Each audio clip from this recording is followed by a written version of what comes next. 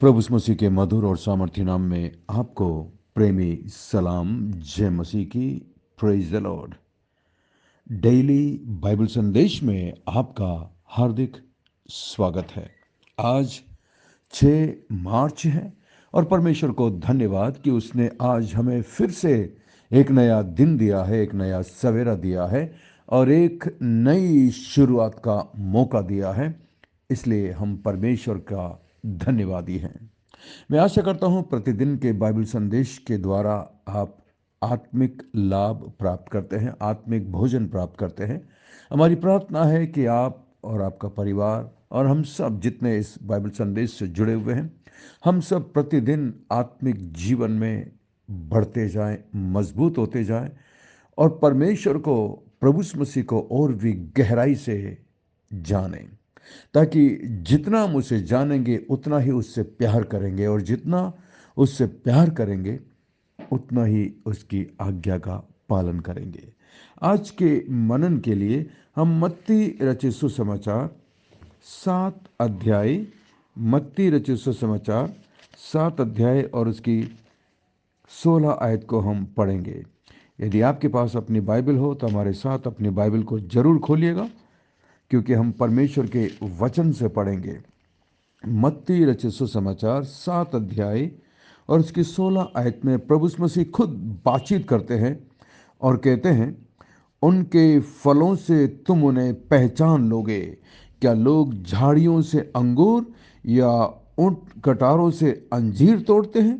15 आयत से पढ़िएगा, इसके एक आयत ऊपर से। झूठे भविष्यद्वक्ताओं से सावधान रहो, जो भेड़ों के भेष में तुम्हारे पास आते हैं, परंतु अंतर में यानी कि अंदर से वो फाड़ खाने वाले भेड़िया हैं। आज आप जानते हैं चारों तरफ झूठे भविष्यद्वक्ता फैले हुए हैं, झूठे शिक्षक, झूठे प्रचारक फैले हुए हैं। लेकिन आपको और मुझे सावधान रहने की आवश्यकता है। यहां पर प्रभु यीशु मसीह कहते हैं कि आप उनको उनके फलों से पहचान लोगे। तो आज के संदेश का शीर्षक है, पहले फल वरदान बाद में। यानी कि फल पहले, वरदान बाद में। जिस तरह हम बाइबल के अंदर देख सकते हैं, गलातियों की किताब 5 अध्याय और उसकी 22 और 23 में आत्मा के फल के बारे में हम देखते हैं। पर आत्मा का फल प्रेम, आनंद, मेल, धीरज, कृपा, भलाई, विश्वास, नम्रता और संयम है। इन दिनों में मैं देख सकता हूं कि बहुत सारे लोगों का जोर केवल पवित्र आत्मा के वरदानों पर है। अपनी सेवा के दौरान मैंने भी इस बात को देखा है और अधिकतर लोगों की प्रार्थना निवेदन आत्मा के वरदानों की प्राप्ति के लिए होता है। मुझे सेवकाई में आए हुए करीब 30 साल हो चुके हैं और मैं हर दूसरे तीसरे व्यक्ति को यही सुनता हूं कि वो पवित्र आत्मा के वरदान प्राप्त करना चाहता है, प्रार्थना करवाता है कि मेरे लिए प्रार्थना करिए, मैं वो काम कर सकूं, मैं चंगाई कर सकूं, मैं बड़े बड़े काम कर सकूं, मैं भविष्यवाणी कर सकूं और वगैरह वगैरह बहुत सारी चीज़ें। हर व्यक्ति उपदेशक, भविष्यद्वक्ता, चंगाई करने वाला और अन्य भाषा बोलने वाला बनना चाहता है। वरदान प्राप्त करने के लिए होड़ लगी हुई है चारों तरफ। परंतु प्रिय विश्वासियों, ये ना समझें कि मैं वरदानों के विरुद्ध में बातचीत कर रहा हूं। नहीं, वरदान सेवा के लिए आवश्यक है, लेकिन मेरा मानना यह है कि इतना ही जोर आत्मा के फल पर भी देना चाहिए। जितना जोर आज पवित्र आत्मा के वरदान पर देते हैं, उतना ही जोर क्या पवित्र आत्मा के फल पर देते हैं? दोनों में फर्क है। There is difference between both.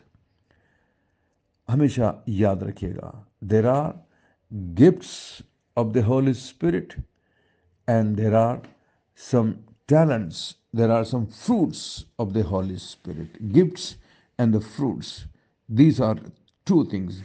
पवित्र आत्मा का वरदान और पवित्र आत्मा का फल दोनों अलग अलग चीज है। अक्सर मुझे ऐसा लगता है कि वरदानों को पाकर भी शायद हम स्वर्ग में ना जा पाएंगे, लेकिन यदि पवित्र आत्मा का फल आपके अंदर है तो हमें स्वर्ग जाने से कोई नहीं रोक सकता। क्योंकि फल हमारे अंदर के स्वभाव को दिखाता है। आइए अब हम आत्मा के फल के बारे में विचार करें। सबसे पहले हमें यह जानना जरूरी है कि वचन इसके बारे में क्या कहता है। प्रिय विश्वासियों, पहले यह समझना जरूरी है कि पौलुस ने यह बात गलातियों की कलीसिया को ही क्यों लिखी। क्योंकि उन दिनों में गलातियों की कलीसिया में फूट था, लड़ाई और झगड़े थे, मतभेद था, और लोगों के मन में एक दूसरे के लिए कड़वाहट, नफरत और ईर्ष्या भरी हुई थी। एक दूसरे की बुराई और आलोचना करना उनके लिए आम बात थी। जैसा कि गलातियों 5 और 15 में पौलुस ने उनको चेताया, तुम एक दूसरे को दांत से काटते और फाड़ खाते हो, तो चौकस रहो कि एक दूसरे का सत्यानाश ना कर दो। पौलुस को यह लगा, यदि इनके बीच में आत्मा के फल ही नहीं है तो ऐसी आत्मिकता का लाभ ही क्या है। यदि उनके बीच में आत्मा का फल ही नहीं है तो इतने सारे वरदानों को पाकर क्या फायदा। शायद उनके बीच में वरदानों की कमी नहीं थी। शायद वो लोग अन्य भाषा बोल सकते थे, जिस तरह कुरिन्थ की कलीसिया के लोग अन्य भाषा बोल सकते थे। वो लोग भविष्यवाणी कर सकते थे, चंगाई कर सकते थे, और बड़े बड़े चिन्ह और चमत्कार भी दिखा सकते थे। परंतु मैं विश्वास करता हूं कि वहां भी वरदान प्रयोग में लाए जा रहे थे, लेकिन आत्मा का फल की वहां पर बहुत बड़ी कमी थी। शायद इसीलिए संत पौलुस कहता है कि यदि मैं स्वर्गदूतों की बोलियां बोलूं, यदि मैं अन्य भाषा बोलूं और प्रेम ना रखूं, तो प्रेम क्या है? प्रेम फल है पवित्र आत्मा का। और स्वर्गदूतों की बोलियां, अन्य अन्य अन्य भाषा बोलना, ये वरदान है।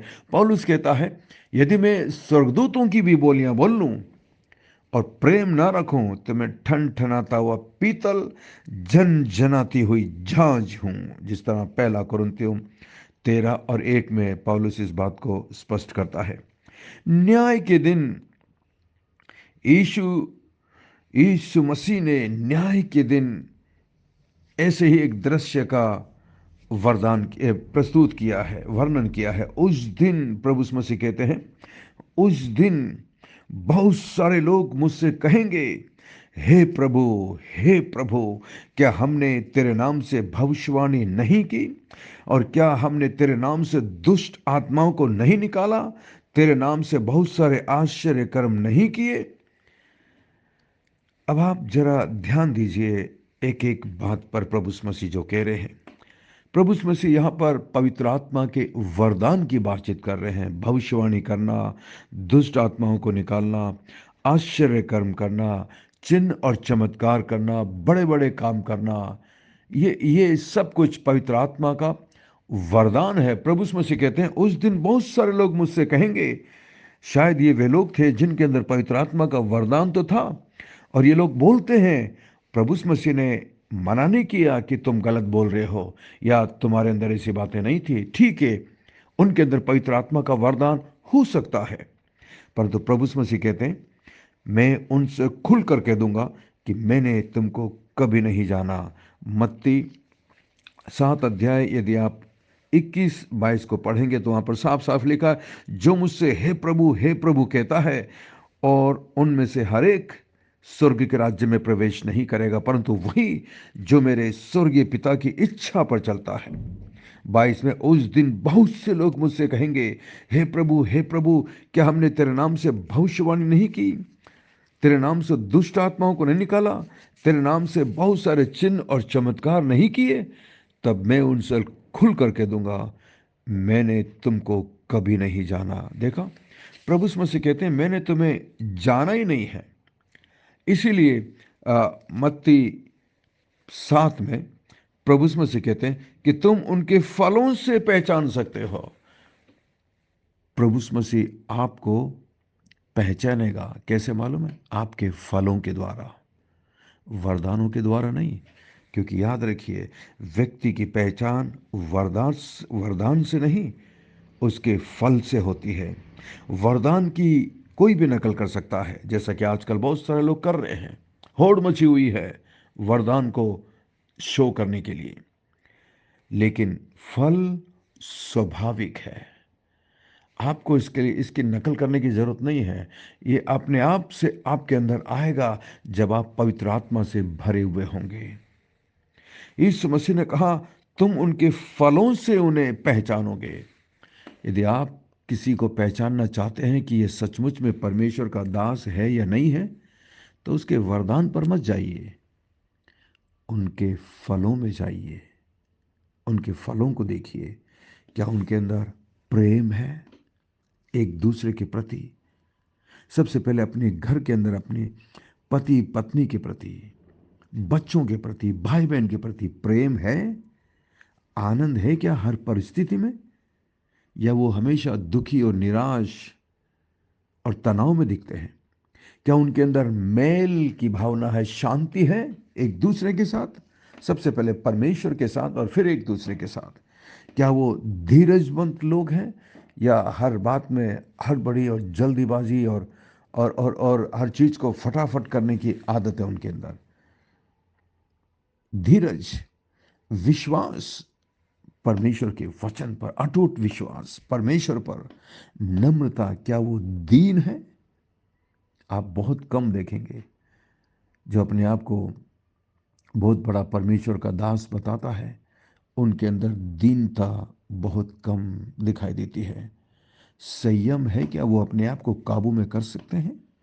कई बार वो बेकाबू होते हैं। मैंने परमेश्वर के बड़े बड़े दासों को जो अपने आप को बहुत बड़ा बताते हैं, उनको भी बेकाबू होते हुए देखा है। और अपने वो इस आदत से कई बार परमेश्वर की सेवकाई को बहुत बड़ा नुकसान पहुंचाते हैं। इसलिए प्रियो, अपने आप को जांचिए। यदि आपने सचमुच में उद्धार पाया है, तो आपके अंदर पवित्र आत्मा का फल पहले होना चाहिए और वरदान बाद में। जांचिए अपने आप को। आइए हम प्रार्थना करें। स्वर्ग में विराजमान जीवित और जिंदा परमेश्वर, अनुग्रहकारी दयालु पिता, विलंब से कोप करने वाले अति करुणामय परमेश्वर, धन्यवाद। धन्यवाद आपकी सारी आशीषों के लिए। धन्यवाद आज के अद्भुत दिन के लिए जो आपने हमें दिया है। रात भर मीठी नींद से सुलाने के बाद प्रभु आपने ये नए दिन का सवेरा देखने का सौभाग्य दिया। धन्यवाद। बहुत सारे लोग जो कल तक इस संसार में थे प्रभु, आज इस संसार में नहीं है, लेकिन आपने हमें नया दिन दिया है, नया सवेरा दिया है। हमारी मदद कर। मैं विशेष प्रार्थना करता हूं, इस बाइबल संदेश ग्रुप में ऐसे बहुत सारे लोग हैं प्रभु जो आपसे प्यार करते हैं, आपके लिए जीवन जीते हैं, लेकिन शायद वो अपनी किसी बीमारी से पीड़ित हैं, परेशान हैं, दुखी हैं और कई बार बहुत ज़्यादा निराश और दुखी हो जाते हैं। प्रभु आज आप उन्हें तसल्ली दीजिए। मैं प्रार्थना करता हूँ इस ग्रुप में जो लोग बुजुर्ग हैं प्रभु, इस उम्र में भी आपसे प्यार करते हैं, आपकी सेवकाई से प्यार करते हैं और आपकी सेवकाई को सपोर्ट करते हैं प्रभु जी। इस ग्रुप में कुछ ऐसे भी हैं प्रभु जी जिनके पास बहुत ज़्यादा नहीं है, वो करोड़पति लखपति नहीं है, लेकिन फिर भी प्रभु उस विधवा गरीब बुढ़िया की तरह प्रभु जी अपना सब कुछ तेरी सेवा के लिए देते हैं। महान परमेश्वर धन्यवाद। उन्हें आप आशीष देना, उन्हें बरकत देना प्रभु जी। उनके हर एक कमी घटी को अपने स्वर्गीय भंडार से पूरा करना प्रभु। धन्यवाद धन्यवाद धन्यवाद प्रभु। प्रभु यीशु मसीह में प्रार्थना करता हूँ हमारे इस ग्रुप में प्रत्येक पति पत्नी के लिए, प्रत्येक बच्चों के लिए प्रभु जी, उनके परिवार में आप अपनी खुशी, आनंद और शांति को देना। उनके परिवार में पवित्र आत्मा का फल दिखाई दे। मान परमेश्वर धन्यवाद धन्यवाद धन्यवाद। मान परमेश्वर धन्यवाद। मैं प्रार्थना करता हूँ प्रभु इस ग्रुप में आपके कई दास और दासी हैं प्रभु, जो हमारी इस सेवकाई को सपोर्ट करते हैं। उन्हें आप इसका प्रतिफल जरूर देना। मान परमेश्वर अपने स्वर्गीय भंडार से उनकी आवश्यकताओं को पूरा करना प्रभु। धन्यवाद धन्यवाद। हमारी विनती प्रार्थना को सुनकर जवाब देने के लिए धन्यवाद। सब कुछ यीशु मसीह के मीठे महापवित्र नाम से मांगते हैं, आमीन आमीन। आशा करते हैं आज के संदेश के द्वारा परमेश्वर ने आपके दिलों से बातचीत की है। यदि आप आशीषित हुए हैं तो हमें जरूर लिखकर बताइएगा, कमेंट्स में बताइएगा। और यदि आप आशीषित हुए हैं तो आप इस संदेश को अपने दूसरे दोस्त मित्रों के साथ शेयर करिए जिन्हें इसकी आवश्यकता है। और यदि ये संदेश आपके पास पहली बार पहुंचा है तो आप हमारे व्हाट्सएप में बाइबल संदेश ग्रुप में शामिल हो सकते हैं। हमारा नंबर है 99274649 24। Pastor Mani Thomas, Emmanuel believers church, Agra. हम आपसे प्रेम करते हैं, आपकी परवाह करते हैं, आपके लिए प्रार्थना करते हैं। हमारे लिए भी प्रार्थना करते रहिएगा।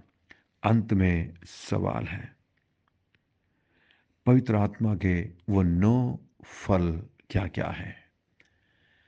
याद करके और फिर बिना देखे लिखकर बताइएगा। परमेश्वर आपको बहुत बहुत आशीष दे। मेरे लिए विशेष प्रार्थना करिएगा, मेरे परिवार के लिए प्रार्थना करिएगा। हमने कल से अपने घर को शिफ्ट करना शुरू कर दिया है, किराए का दूसरा घर देखा है। सामानों को ले जाना और वापस से सेटअप करना थोड़ा मुश्किल हो रहा है। आप प्रार्थना करिएगा। और इस बीच में मुझे बहुत ज़्यादा ज़ुकाम और खांसी हो गई है। प्रार्थना करिए ताकि प्रभु हम पर अनुग्रह और दया करे। धन्यवाद। God bless you, we love you, have a great day. अपना ख्याल रखिएगा। Take care.